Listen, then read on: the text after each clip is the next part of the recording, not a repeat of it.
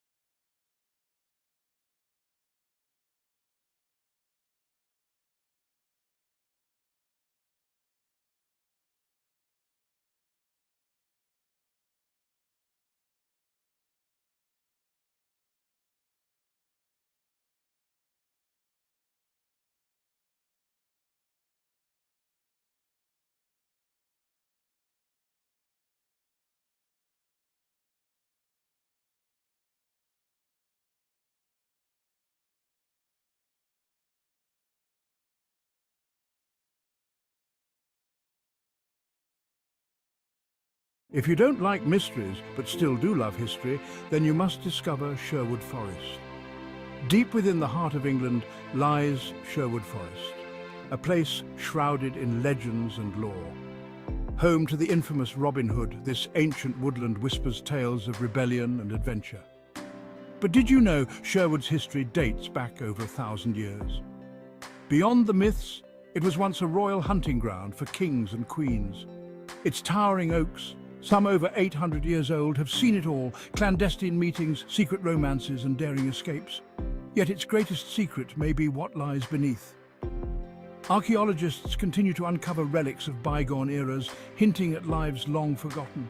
So next time you hear the rustle of leaves, remember, Sherwood Forest is more than just a legend. It's history waiting to be discovered.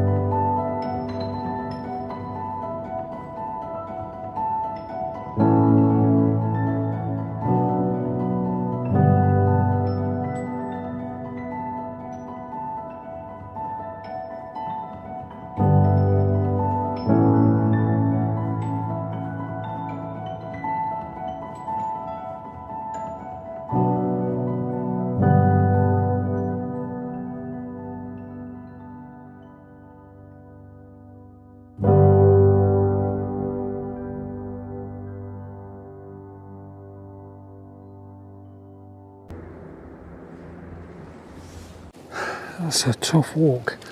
That's the way I've kept coming from. So this is point 1 on the map. It's the intersection. Shows you the main trail. Path goes on, and I'm headed up. Row of lines is Christmas trees face there. Over this direction, just about there. And then behind it was a tree with leaves on, some copper. So to have got some colour, brought that out, played around with the highlights, perhaps done a bracket. So I do a shoot one shot, underexposed by probably half. And with the sun, if it's coming up from over my shoulder, if I could get a nice high contrast image there, try and take all the sky out and just focus in on that. So I'm going to walk down there now and check that out, see if we can do anything with it. Ground nesting birds that use this habitat, and they're quite, I don't know much about birds, but I believe that they're quite rare and quite delicate. So it just looks like the kind of place they may nest, and I don't want to disturb it. But in any case, I don't think I'd get through that lot. It's just too rough. But I really love these trees. There's no pine forest. It's something, I don't know, I can't find words for it. It's just really magical. Anyway, that's where I've come from. And then walking along this trail, I've come to this epic path. It just goes on and on and on and on and on. So hopefully it'll drop me back out on the original path. But I love this tree as well. Look at the size of this monster. He's beautiful. Oh, they are multiples. Took a shot or two, but I just wanted to kind of explain my thinking on it a little bit. Now the sun is coming up behind us. It's quite, well, I say it's quite high. It's relatively high in the sky. You can see the highlights there in the background, and the reflections off the clouds, very bright coming in that direction. So when I expose for a shot that's got that amount of sky in it, it closes the shutter right down and this becomes very dark. However, I went 0.3 of a stop one direction.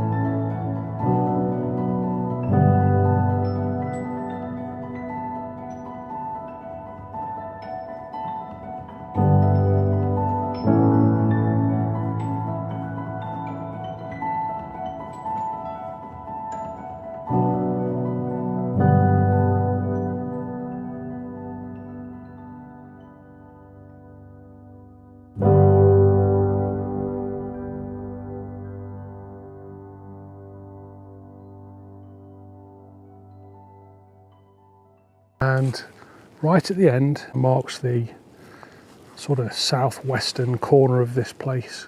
It's where I'm going to start my exploration of this huge forest.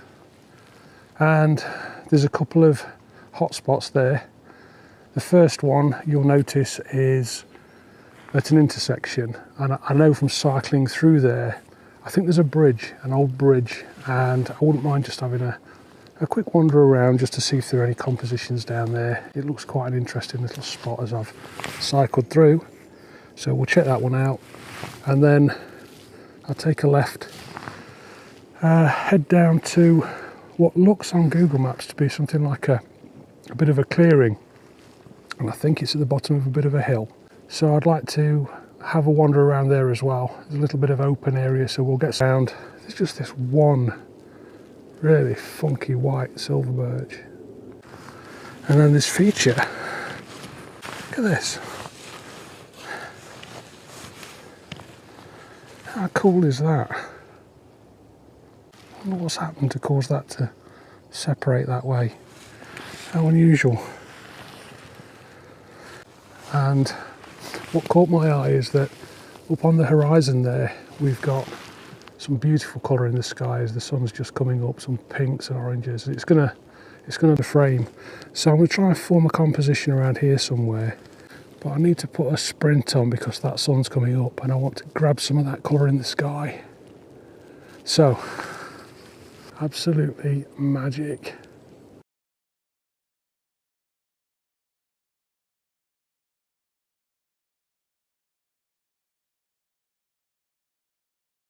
The difficulty with this was that as I formed my composition, the background of the forest went up the frame and the trail here went across, and the competing diagonals detract from the primary focal point, so it just wasn't ideal. So I've compromised.